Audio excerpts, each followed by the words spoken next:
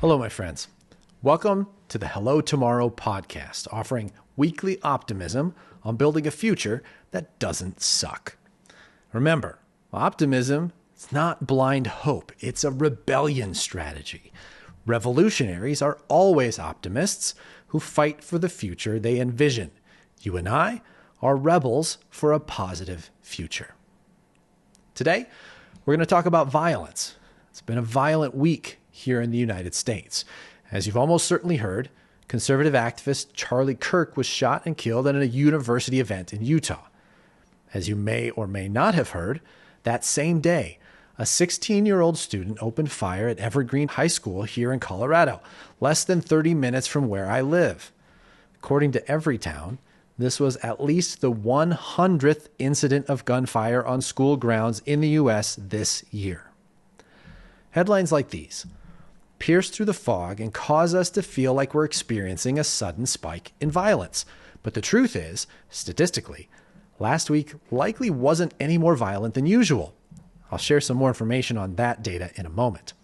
And sadly, that is what should really scare us. As the violence we're swimming in, it's constant. We're drowning in violence, the kinds we see and the kinds we don't. And it's the second kind I want to talk about first. There's a certain kind of violence that doesn't show up in breaking news alerts. It doesn't make your phone buzz. It's hard to even name because it's so normal. I call these things invisibly violent. We don't notice these things. We might not even think about them as violent at first. They're kinds of violence that are so embedded into our systems, our workplaces, our economies, our governments, that we barely notice them at all. But as I will show you, to be human is to be born into nonstop exposure to violence. Violence is everywhere in the water we swim in, and it impacts everything. Let's talk about a few examples of invisible violence embedded in our systems. We'll start with one that's been getting more visible in recent decades: the patriarchy. The patriarchy is invisibly violent. If you identify as a woman, you likely don't need me to explain this at all. If you identify as a man, you may or may not have any clue what this really, truly, deeply means. The patriarchy is violent, not because every man is violent, but because the patriarchal structure itself is built on domination, subjugation, and control. Okay, next one. Here's one I talk about a lot: hierarchy. Hierarchy at work is invisibly violent. Again, not because every manager is violent, but because the system itself is constructed around a belief that you are stupid, lazy, and not to be trusted with things like decision-making. Too intense? Think I'm wrong? Ponder everything your employer can take from you, especially if you live here in the United States. Lose your job here, you don't just lose your income, you lose your health care, your housing stability, your identity, your access to medication, your ability to take care of your kids. It's no surprise that one of our primary American cultural exports is workaholism. Let's talk about another: poverty. Poverty is invisibly violent, not because the poor are violent, but because the structures that cause and perpetuate poverty are. If you've never been poor, let me tell you, everything becomes harder. I haven't really talked about this publicly yet, but when I lost my last company, I nearly lost everything. I got seriously lucky because there were still a few pandemic-era relief programs floating around. One of those let me defer my mortgage. Without that, I would have lost my place to live. I got lucky too because I had paid into unemployment for a couple years prior, and I live in Colorado, a state with a halfway decent social safety net. I also got lucky because I qualified for Medicaid for a time, which was, in a word, amazing, and I miss it terribly. But I wasn't prepared for what happened to me. I am privileged and I am lucky. Many entrepreneurs don't get lucky. Many workers aren't privileged. Our systems don't support the poor, they punish them. And this is not because the people working inside the system serving the poor are bad. Far from it, actually. The people serving the poor are usually battle-hardened, burned-out, gritty as hell frickin' warriors who put up with unbearable bureaucracy and completely untenable pay to help others survive. So let's be clear about that too. Serving the poor also makes you poor. The violence of poverty is perpetuated all the way down. Now, none of these things are bugs in the system. This is the way the system is designed. Our systems, more often than not, at this point in history, are invisibly violent. Let me give you a few more examples, and we'll explore these in more detail down the road. First one, human capital. I hate this phrase.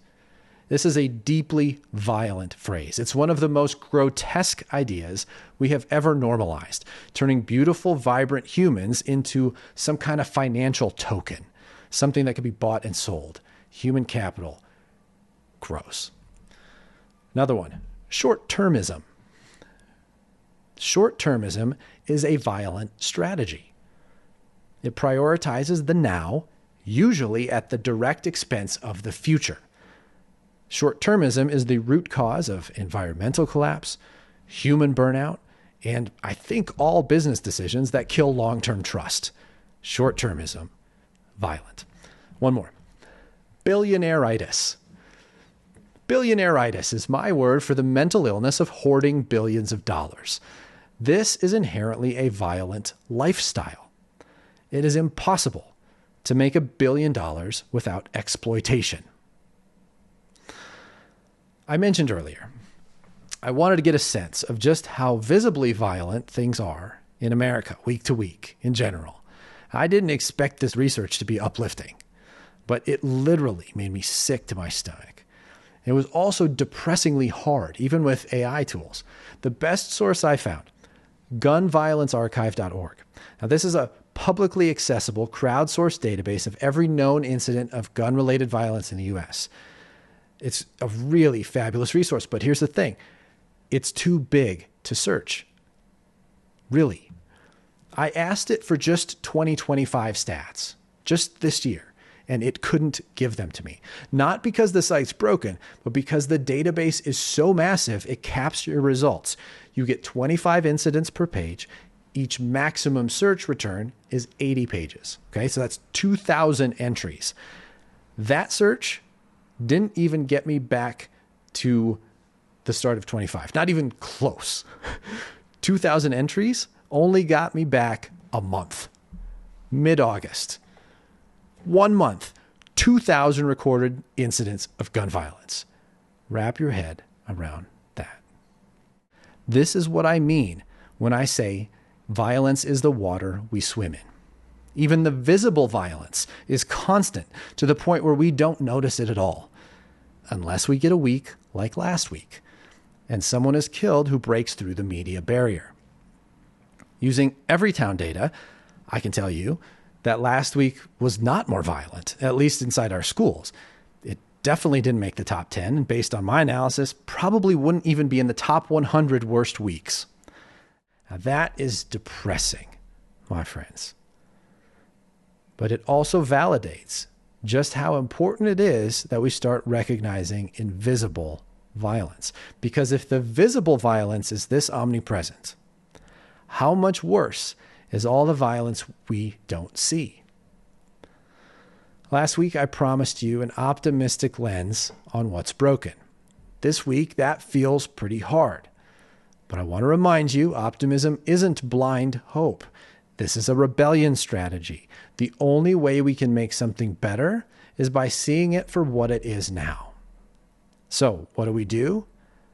I think that's exactly it. We start by seeing it, by naming it. We stop pretending that violence only comes in the form of bullets, fists, or breaking news barriers. We stop waiting for tragedy before we recognize the daily brutality that's embedded into the systems we live in. And then we start building something else. Then we can start building something more regenerative, more just, more human. Because if we're going to survive, let alone thrive, we have to stop swimming in poisoned water and pretending it's fine. So today, the optimistic choice is to stop ignoring the invisible violence all around us. One more thing. If you've been on the receiving end of visible or invisible violence lately in your community, at your workplace, in the healthcare system, or in any system that made you feel small, powerless, or unsafe, I just want to say you are not imagining it. It is real, and you are not alone. So together, let's see the invisible violence. Let's start to name it. Let's start to call it out. Let's realize that it is not normal, and it is not something we need to put up with. And then let's build what comes next. Thanks for listening. See you next week.